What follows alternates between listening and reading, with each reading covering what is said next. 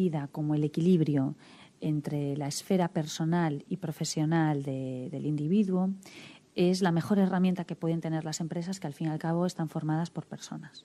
Por lo tanto, esas empresas que apuestan o ponen el foco en la gente que trabajan precisamente allí, van a ser empresas mucho más rentables que aquellas otras que sí pueden dotar de muchos medios técnicos, ¿no?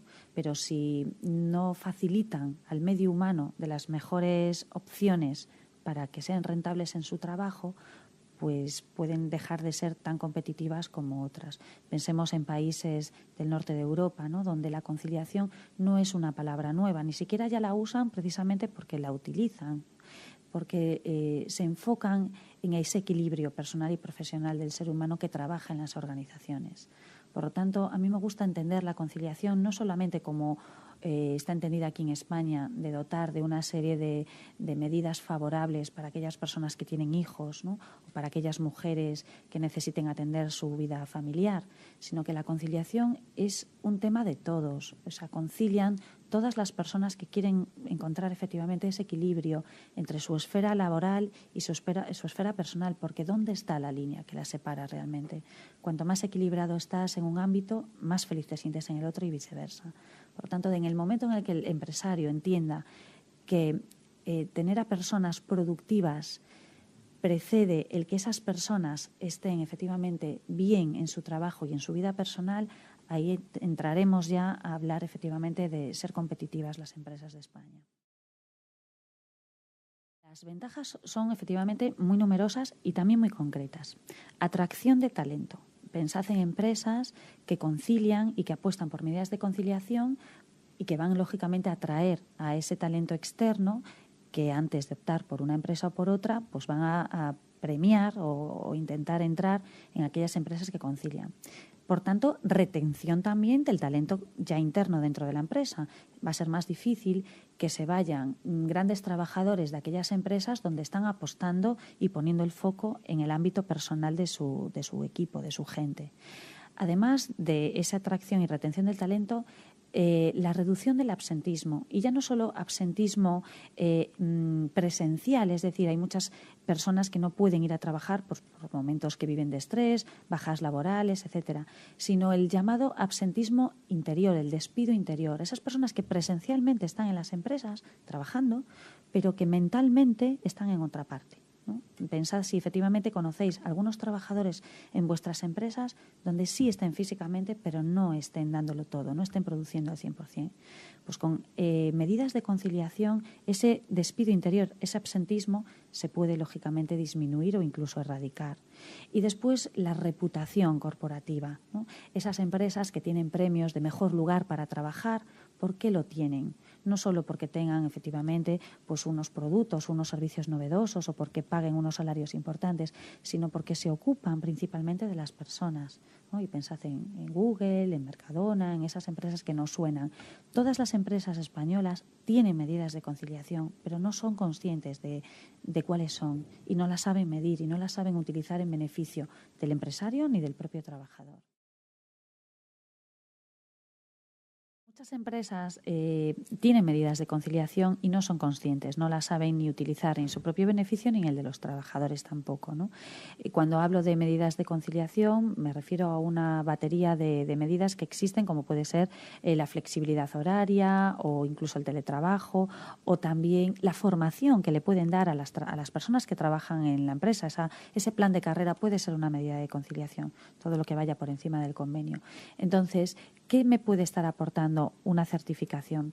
Además de un propio modelo de gestión, porque FR es un modelo de gestión donde se buscan unos objetivos empresariales y se le pregunta a los trabajadores, para conseguir estos objetivos, ¿qué necesitas? ¿Qué necesitas de la empresa y qué necesitas a nivel también personal? Y esa conjugación de objetivos empresariales y objetivos y necesidades personales conforman el modelo FR. Por lo tanto, ¿qué me aporta a la empresa? Lógicamente, un modelo de gestión fiable donde se van a medir una serie de resultados y ponerlos en relación con la cuenta de resultados de la empresa. y a la empresa también en sí mismo una reputación corporativa, una diferencia, una distinción entre esas empresas que no apuestan por las personas o que sí lo hacen pero no lo sabe nadie, ¿no? Y esa reputación corporativa que te da el tener un sello y que todo el mundo sepa que tu foco lo pones en las personas para producir más, para ser más competitivo, para ser más eficiente y a la vez más responsable socialmente. No se trata ni de un coste económico ni tampoco de un coste realmente de organización y gestión. De lo que se trata es de que las empresas conozcan lo que quieren y que sepan realmente cómo conseguirlo. Por ejemplo, nosotros en nuestra organización, antes del 2010, teníamos un horario de 9 a 2 y de 4 a 7. Era un horario que estaba establecido así, pues porque en nuestro sector era el horario habitual, pero no nos habíamos parado a pensar si era realmente el mejor horario para nuestra productividad. Y cuando cambiamos el horario de 8:30 a 5, nos dimos cuenta que en la franja del mediodía habíamos aumentado nuestra productividad porque éramos mucho más rápidas y más eficientes a la hora de hacer el trabajo. Por lo tanto, de lo que se trata es de que las empresas sepan qué es lo que quieren conseguir, si les está aportando valor la forma de trabajar que tienen actualmente y cómo organizarse de una manera mucho más productiva y mucho más eficiente. En eso consiste realmente el buscar el por qué y el para qué, tener un plan de conciliación y que después cada medida va a ir cambiando a lo largo del tiempo, porque las personas de las organizaciones también cambian y sus necesidades a lo largo del tiempo. Entonces hay que ir adaptando las medidas de conciliación a las necesidades de la empresa. Y coste económico tampoco tienen por qué llevar las medidas de conciliación. Hay empresas que premian a sus trabajadores y de una manera determinada y ese premio se lo detraen de su propia nómina. O sea que muchas empresas lo que son es realmente muy creativas a la hora de implantar medidas de conciliación. ¿Y quién se las van a demandar? Los propios trabajadores. Por lo tanto, no supone ni un coste muy alto económico ni tampoco de organización. Solamente hay que creer en ello y hacerlo.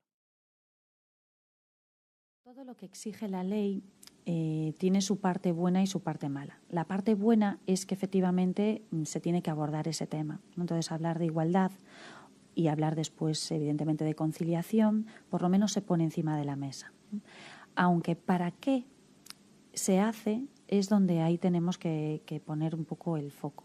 ¿Para qué se hace un plan de igualdad? ¿Para qué se hace un plan de conciliación? Si es simplemente para cumplir un aspecto normativo o es porque realmente es algo, es una herramienta, como decía antes, que puede utilizar la empresa en su propio beneficio. Y ese es el mensaje que a mí me gusta dar y sobre todo es la forma que tengo de entender tanto la igualdad como la conciliación. Algo que sea útil y necesario para todos. Por lo tanto, el dotar de una serie de medidas para cubrir el expediente no tiene ningún sentido si esas medidas no se utilizan y no tiene ningún sentido si los trabajadores no las quieren y no tiene ningún sentido si la empresa efectivamente las tiene guardadas en un cajón, como sucede muchas veces.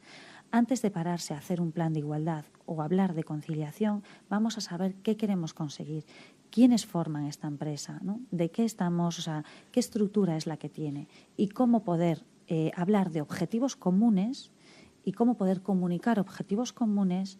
Y una vez que se tienen bien comunicados objetivos, pues ahí hablar abiertamente todas las personas que trabajan en las empresas de qué voy a aportar yo para conseguirlos y qué necesito para conseguirlos también.